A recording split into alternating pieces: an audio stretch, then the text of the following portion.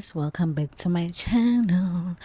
Now on a lady Apiba posted a photo of herself without filters and makeup, and she said, with filters or without filters or makeup without makeup, my face still serves, and with acne on her face. And I'm just like, girl, you've been beautiful.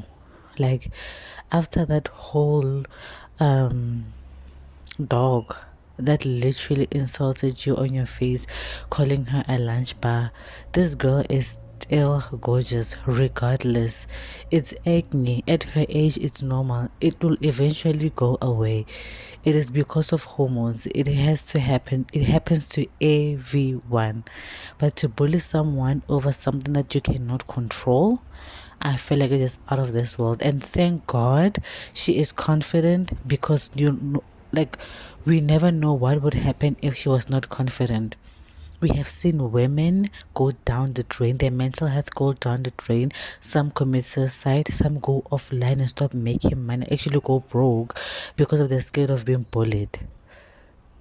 Like, let's stop this bullying. And mind you, this Patrick guy, he forgets that he was bullying someone younger than him.